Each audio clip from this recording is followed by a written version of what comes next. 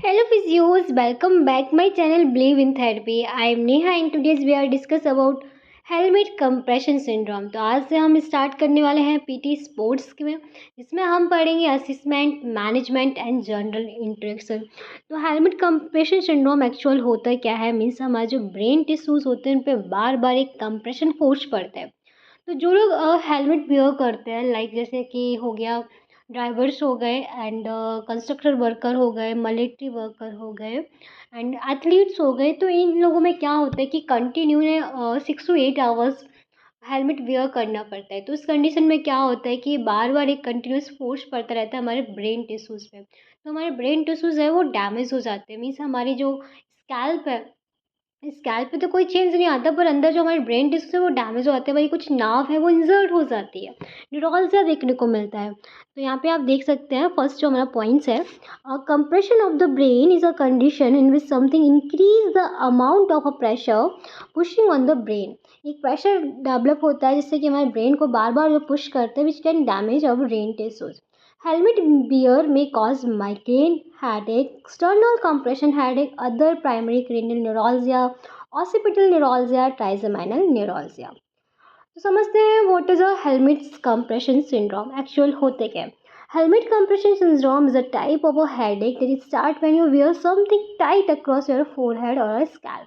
जब आप कोई टाइट हेलमेट हो गया, हैट्स हो गए, गॉगल्स हो गए, हेयर बैंड हो गया, जब टाइट्स पहनते हैं तो उससे क्या होता है कि एक प्रेशर बार बार क्रिएट होता रहता है। Head goggles, head band common carbon किन किन लोगों में देखने को मिलता है, क्रिकेट्स प्लेयर है, एथलीट्स है, मोटरसाइकिल बाइसिकल, मिलिट्री हेलमेट्स हो गया, कंस्ट्रक्टर वर्कर हेलमेट्स हो गया, पर्सनल प्रोटेक्टिव इक्विपमेंट जो कि हॉस्पिटल में देखने को मिलता है, ऐसे 95 मास्क हो गया, गॉगल्स हो गया। डॉक्टर मोस्टली क्या करते हैं, जो रेडियोलॉजिस्ट होते हैं वो मास्क का भी यूज़ करते हैं, गॉगल्स भी यूज़ करते हैं और पीपी किट भी यूज़ करते हैं। तो वो क्या होता है, जैसे बार बार हमारे हेलमेट से भी एक प्रेशर क्रिएट हो रहा, वहीं पे हमारे गॉगल से हमारे एंड वो मास्क से प्रेशर क्रिएट हो रहा है एक ही जगह। तो उस कंडीशंस में क्या होता है, बार बार प्रेशर की वजह से हमारे जो टिश्यूज़ है वो डैमेज हो जाते हैं। स्विमिंग गॉगल्स बहुत ज़्यादा यदि टाइट्स हैं तो उस कंडीशंस में हो गया हेड टू टू स्मॉल, यदि हमारा हेलमेट है बहुत स्मॉल है, हार्ड हेड है, मीन्स उसका जो पैड है, जो कुशन पैड होता है वो बहुत ज़्यादा हार्ड है या अच्छी क्वालिटी नहीं है, लो क्वालिटी का है, तो उससे क्या वेट ज़्यादा है हमारे हेलमेट को। तो इन कंडीशंस में क्या होता है कि बार बार एक प्रेशर बढ़ने की वजह से कंप्रेशन फोर्स पड़ता रहता है, जिससे कि हमारे हेड एक प्रॉब्लम पेशेंट की बहुत ज़्यादा रहती है। तो एग्जैक्ट मैकेनिज्म तो अभी तक पता नहीं है, पर पेन हो सकता है कि हम क्यों हो रहा है, क्योंकि वहाँ पे ऑक्सीजन सप्लाई जो है वो कम हो जाए, insufficient oxygen the part of a brain and head due to hypoxia हो जाए, हाइपोक्सिया की वजह से कंप्रेशन फोर्स बढ़ जाए, excess carbon dioxide in the blood, hypercapnia, बार बार जो हमारी ट्राइजेमिनल नर्व होती है उस पर बार बार प्रेशर पड़ता है, तो उससे ट्राइजेमिनल से क्या होता है कि ट्राइजेमिनल न्यूरोल्जिया देखने को मिलता है। तो उस कंडीशन में ट्राइजेमिनल जो नर्व होती है वो हमारे टच पेन, टेम्परेचर सेंसेशन के लिए ये टच जो हमारे फेस के जो टच टेम्परेचर सेंसेशन होते हैं उसके लिए ये होती है। तो जब जब नर्व हमारी अफेक्ट होगी तो हमारे जो सेंसेशन है वो भी अफेक्ट हो जाएंगे। Pressure on the occiput nerve पे ऑसिपिटल न्यूरोल्जिया देखने को मिलेगा, ये कि रन करता है हमारे neck to the scalp. Exact mechanism external compression helmet का तो नहीं पता है, बट जनरली क्या होता है कि कंप्रेशन पड़ने से हमारे जो पेरिक्रेनियल सॉफ्ट टिश्यूज होते हैं वो डैमेज हो जाते हैं, पर हमारा जो स्कैल्प है वो डैमेज नहीं होता है। Okay, continue pressure against head can affect localise tissue, irritate the superficial sensory nerve means trigeminal, occipital and cervical nerve branches, जो कि हमारी इनरवेट होती है face, head and neck.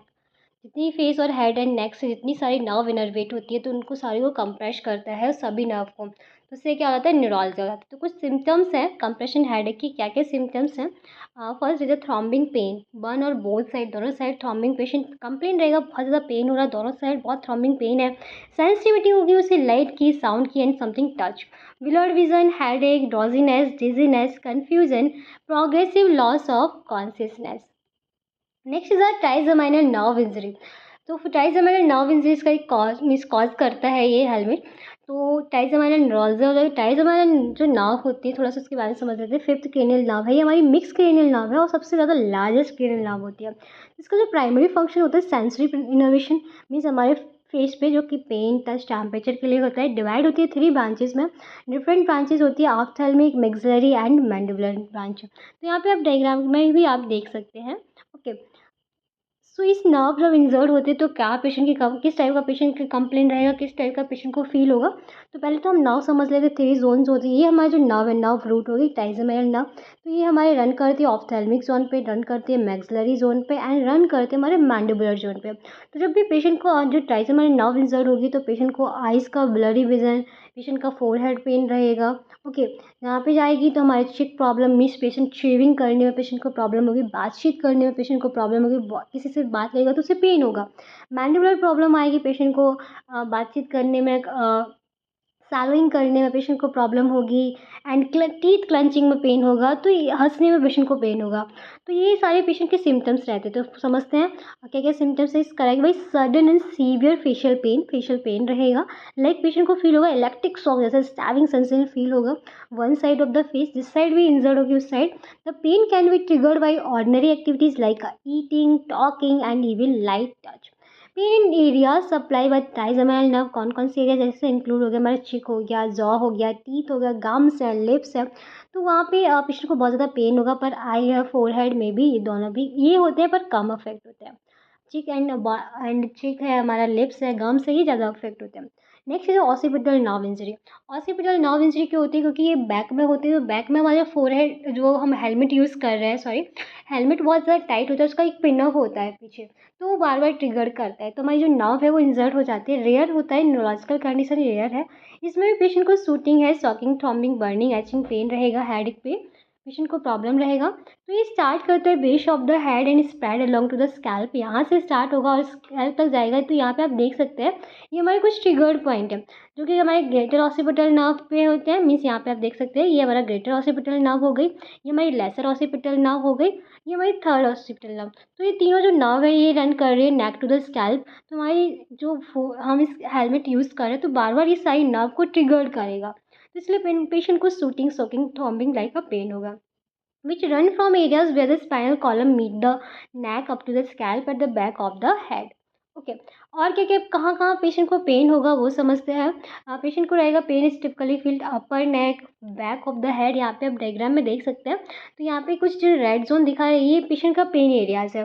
Back of the head, behind the year and eyes and years, usually one side of the head. Scalp हो गया, forehead हो गया। Okay, ये एक हमारा जनरल है। जनरल में हमने एक केस देखा था जिसमें कि एक केस था कि एक 45 ईयर ओल्ड पेशेंट है जो कि एक फैक्ट्री में काम कर रहा है, एज ए कंस्ट्रक्टर वर्कर है। और उसको 22 ईयर्स का एज का था, तब से वो वहाँ पे काम कर रहा है। इसको कोई भी स्मोकिंग नहीं करता है, बट ओनली सिगरेट, हाँ सिगरेट का है, सिगरेट लेता है। बट और अदर कोई भी और कोई स्मोक नहीं है उसके अंदर, ओनली सिगरेट के अलावा।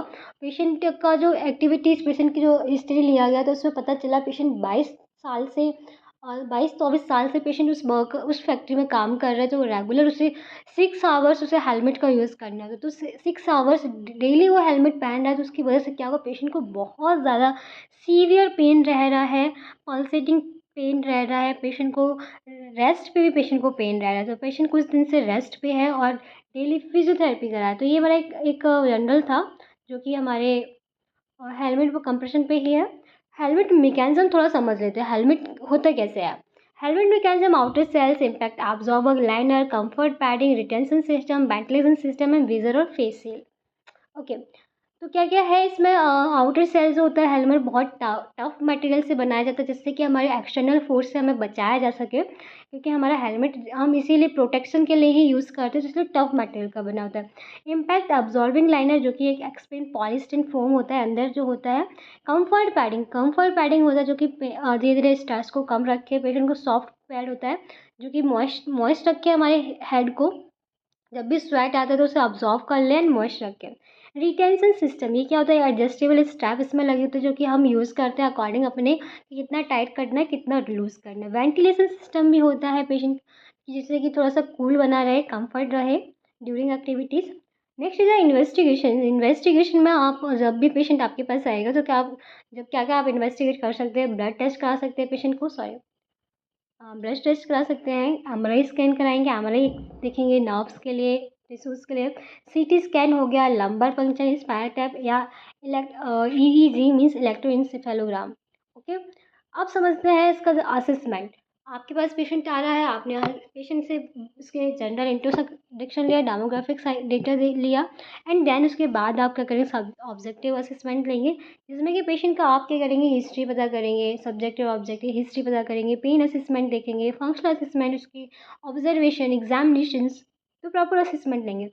तो पेशेंट की हिस्ट्री पता करेंगे, कब से पेशेंट को काम कर रहा है, कब से पेन हो रहा है, कब पेन होता है, कौन कौन सी एक्टिविटीज़ में पेन होता है, तो वो सारी चीज़ आप पता करेंगे। पेन असेसमेंट पे किस एरिया में पेन हो रहा है, कितनी इंटेंसिटी के साथ पेन होता है, कैसा पेन का नेचर है, किस टाइप का फील होता है, रेस्ट पे पेन होता है, एक्टिविटीज़ पे पेन होता है, means active like aggravating factors क्या है, रिलीविंग फैक्टर्स क्या है पेन के। आप वर्स स्केल से पेशेंट का पेन मेजर कर सकते हैं, कितना पेशेंट को पेन है। एंड फंक्शनल असेसमेंट, पेशेंट की फंक्शनल एबिलिटीज़ क्या है, कितना लिमिटेशंस हुआ है, तो वो सारा पेशेंट को आप ऑब्जर्व करेंगे। देन सॉरी, पेशेंट से पता करेंगे। देन आप वो ऑब्जेक्टिव असेसमेंट लेंगे, ये हमारा ऑब्जेक्टिव असेसमेंट है, जिसमें ऑन ऑब्जर्वेशन पहले पेशेंट को आप ऑब्जर्व करेंगे, पेशेंट को कहीं पे स्वेलिंग तो नहीं है, पेशेंट की रेडनेस तो नहीं है, ये इन्फ्लेमेशन तो नहीं है, लाइक वहाँ पे पेशेंट का अलग से कुछ प्रोट्रूशन देखने को तो नहीं मिल रहा है। Checking the signs such as redness, tightness, indentation and skin breakdown on the scalp. Helmet area, जिस भी एरिया में पेन हो रहा है वहाँ पे आपको एग्जामिन करना है, कोई स्कैल्प सॉरी ऑब्जर्व करना है, देखना है कि कोई स्कैल्प ब्रेक तो नहीं हुआ है। ऑन पाल्पेशन में क्या करेंगे, हेलमेट कंप्रेशन में कि gently feeling the affected area, any abnormalities like tenderness, swelling and change skin textures. On examination में हम न्यूरोलॉजिकल एग्जामिन करते हैं, क्योंकि हमारी नर्व इंजर्ड होती है। और क्या होता है कि फेशियल सेंसेशन होते हैं वो चले जाते हैं, इसलिए हमें न्यूरोलॉजिकल एग्जामिन करना होता है। Check for any sign of a nerve compress और डैमेज, मीन्स पेशेंट की कोई नर्व कंप्रेस तो नहीं हुई, डैमेज तो नहीं हुई, इसलिए हम एग्जामिन करेंगे। यदि कंप्रेस हुई है तब भी हम एग्जामिन करेंगे। तो ट्राइजेमिनल नर्व को मीन्स पेशेंट से बोलेंगे close the eyes, sensory nerve examine करेंगे, क्योंकि सेंसरी और मोटर दोनों ही होती है। तो पहले हम सेंसरी करेंगे, पेशेंट से बोलेंगे close the eyes. Touch area of three means like ophthalmic, mandibular, maxillary area को भी आप पेशेंट की टच करेंगे, तो पेशेंट से पूछेंगे कि आपको फील हो रहा है, सेंसेशन फील हो रहा है, मैं टच कर रहा हूँ यहाँ पे फील हो रहा है, तो ये पूछेंगे पेशेंट से।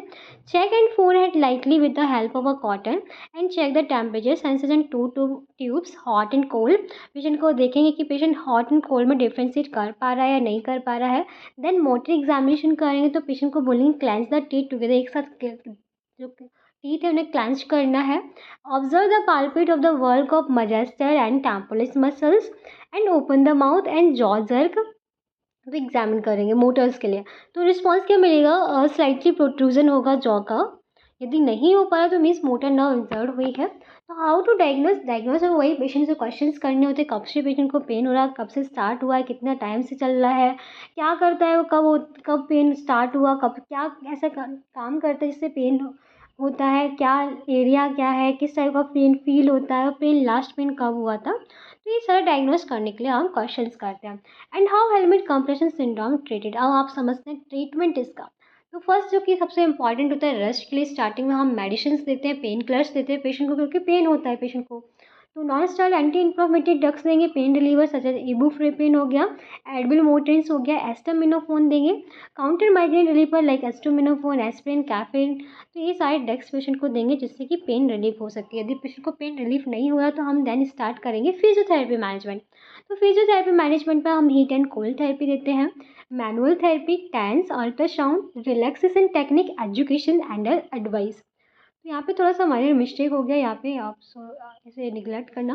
ओके, तो है heat and cold therapy. Heat and cold therapy में क्या करते हैं हम, हीट थेरेपी का स्टार्टिंग फेज में पेशेंट तो हमारे पास आता नहीं है, बहुत लॉन्ग लास्टिंग पेन होता है, क्रोनिक पेन होता है, तभी पेशेंट हमारे पास आता है। तो यहाँ पे हम हॉट फॉर्मेटेशन का यूज़ करेंगे, पेशेंट के लिए हॉट पैक्स का यूज़ करेंगे, जिससे कि पेशेंट को पेन है वो कम हो सके, और उस एरिया पे वेजोडाइलेशन देखने को मिलेगा। जिस भी साइट एरिया पे आप हॉट पैक यूज़ कर रहे हो, तो वहाँ पे वेजोडाइलेशन होगा, ब्लड सर्कुलेशन इंप्रूव होगा। धीरे धीरे क्या होगा कि वहाँ पे जितनी सारी न्यूट्रिएंट्स की रिक्वायरमेंट होती है, तो वो पेशेंट तक उस एरिया तक पहुँचेगी, जिससे कि हीलिंग प्रोसेस हो सके। और कोल्ड का यूज़ करेंगे हम आफ्टर टू द ट्रीटमेंट, जैसे हम ट्रीटमेंट कर सेशन खत्म होता है तो हम वहाँ पे थोड़ा सा कूल डाउन के लिए आइस का यूज़ कर सकते हैं।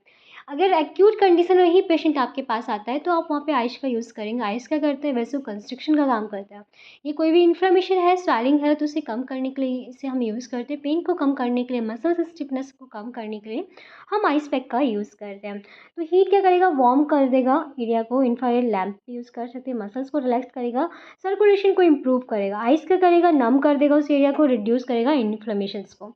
Okay, next is a manual therapy. Manual therapy बहुत ज़्यादा इंपॉर्टेंट होता है। लाइक जैसे कि हमारा हो गया मैनिपुलेशन, मीन्स जैसे हम बोलते हैं मसाज थेरेपी। तो हेड प्रॉब्लम होती है तो ईजिली मोस्टली हम लोग क्या करते हैं, मसाज ही करते हैं, जिससे कि रिलैक्स हो जाए, हमारी मसल्स है रिलैक्स हो जाए। Gentle manual techniques such as soft tissues mobilization or a massage can help relieve muscle tension, reduce pain in the face and neck regions. Okay, तो ये पेशेंट को आप एडवाइस भी कर सकते हैं। डेली पेशेंट को जब नाइट में सोने से पहले आप हेड मसाज एक बार कर लीजिएगा, जिससे कि पेन कम रहे। नेक्स्ट इज पेन को रिड्यूस करने के लिए हम टेंस का यूज़ करते हैं। ट्रांसक्यूटेनियस इलेक्ट्रिकल नर्व स्टिमुलेशन, ये क्या करता है, टेंस क्या करता है, ये हमारे पेन गेट मैकेनिज्म पे काम करता है। मीन्स हमारे जो नोसिसेप्टर्स होते हैं उनको इनिवेट कर देता है, जो कि पेन के लिए रिस्पॉन्सिबल होते हैं, उन्हें इनिवेट कर देता है, और हमारे जो मैकेनोसेप्टर्स होते हैं उन्हें एक्टिवेट कर देता है। तो इसमें क्या होता है, TENS is a therapy involve the use of low voltage electrical current applied to the skin using for electrodes. It helps to disrupt pain signals and promote the release of endorphin and the body natural painkiller. Means ऐसे ये हमारे जो nociceptor को inhibit करता है, मैकेनोसेप्टर activate होते हैं, तो हमारा ये एंडोर्फिन जो होता है हार्मोन, वो भी रिलीज हो जाता है, जिसे हम कहते हैं नेचुरल पेन किलर। तो ये क्या करता है, धीरे धीरे हमारी जो पेन है उसे कम कर देता है। तो कंटिन्यू पेशेंट को ये हम देंगे जब तक कि पेन पेशेंट का खत्म नहीं हो। तो जितने भी सेशन है उसमें डेली हम टेंस का यूज़ करेंगे। कुछ मोड रख देंगे, कितने टाइम ड्यूरेशंस का टेंस देना है। जैसे हॉट पैक भी यूज़ किया था, तो कितनी time duration, daily 10 to 15 minutes का मोड रख देंगे, कितने टाइम तक रखना है पेशेंट को, डेली एक बार 2 बार, पेन के according. Okay, next is ultrasound therapy. Ultrasound therapy जो होती है वो हम क्रोनिक केस में यहाँ यूज़ करें, क्योंकि ये जो केस है वो क्रोनिक हो चुका है, क्योंकि बहुत कंटिन्यू बहुत टाइम से पेशेंट को पेन हो रहा है, तब वो फिजियोथेरेपी कराए। तो क्रोनिक कंडीशन है, तो क्रोनिक कंडीशन है तो हम जो अल्ट्रासाउंड दे रहे हैं वो हम रखेंगे क्रोनिक फेज के लिए। हमारा होता है कंटिन्यूअस अल्ट्रासाउंड। एक्यूट कंडीशन होती है तो हम पल्स अल्ट्रासाउंड का यूज़ करते हैं। क्रोनिक कंडीशन है तो हम कंटिन्यूअस अल्ट्रासाउंड का यूज़ करेंगे। जिसकी जो इंटेंसिटी रहेगी वो हमारी मीडियम इंटेंसिटी रहेगी। एंड जो पेशेंट का जो साइकिल्स रहेगा, क्रोनिक कंडीशन में है, वो हम कम टाइम के लिए अल्ट्रासाउंड का यूज़ करते हैं, एंड ओनली 10 मिनट्स के लिए। ओके, तो ultrasound uses a high frequency sound wave to generate heat deep within the tissues. ये क्या करता है, हीट डीप को टिश्यू में जनरेट करता है। This can help reduce pain, improve blood circulation and promote healing. जो अल्ट्रासाउंड का मेन काम होता है हीलिंग को प्रमोट कराना। Okay, next is a relaxation technique. Relaxation technique patient को सिखाना बहुत ज़्यादा इंपॉर्टेंट होता है, क्योंकि उसका हेडेक प्रॉब्लम रहती है, माइग्रेन प्रॉब्लम रहता है। तो रिलैक्सेशन टेक्निक सिखाएंगे। क्या क्या हम रिलैक्सेशन टेक्निक सिखा सकते हैं पेशेंट को, डीप ब्रीदिंग हो गया, एक्सरसाइज हो गई, मेडिटेशंस हो गया, बायो फीडबैक हो गया। तो ये क्या करेगा, पेन को कम करेगा, स्ट्रेस एंड एंजाइटी को भी कम करेगा, और पेशेंट का जो लॉन्ग टाइम से पेन हो रहा है, हेडेक है, माइग्रेन है, उसे भी कम करेगा। एजुकेशन एंड एडवाइस, जो कि बहुत इंपॉर्टेंट होता है एजुकेशन, कि पेशेंट को हमें बताना होगा कि पेशेंट को पेन क्यों हो रहा है, ऐसी वो क्यों क्यों क्या एरिया है जो ट्रिगर हो रहा है बार बार, और पेशेंट को बताना होगा कि पेन को कम करने के लिए वो क्या क्या कर सकता है। मीन्स एजुकेशन पेशेंट को बहुत ज़्यादा इंपॉर्टेंट है। मीन्स पेशेंट क्या कर रहा है, 6 to 8 आवर्स हेलमेट का यूज़ कर रहा है, तो पेशेंट को बताना होगा कि बीच बीच में पर आवर्स कुछ देर के लिए रेस्ट कर सकता है, पेशेंट हेलमेट को रिमूव कर सकता है। यदि हॉस्पिटल में लाइक डॉक्टर्स होगा, जो कि रेडियोलॉजिस्ट हैं, वो पीपी किट का यूज़ करें, तो उन्हें बताना होगा कि आप ऐसा जो किट यूज़ कर रहे हो वो किस टाइप की किट यूज़ करें, जिससे कि पेन कम हो। यदि आप किट यूज़ कर रहे हो तो गॉगल्स, किट और मास्क एक साथ यूज़ ना करें, गॉगल्स हटा सकते हैं।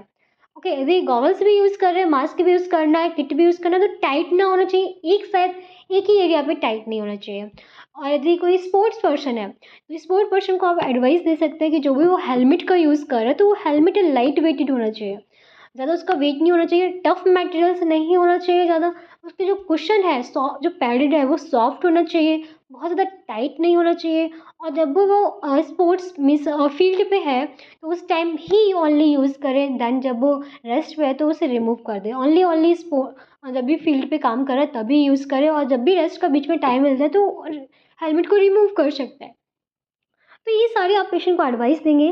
Provide education and advice strategy, minimize trigger and manage pain during daily activities.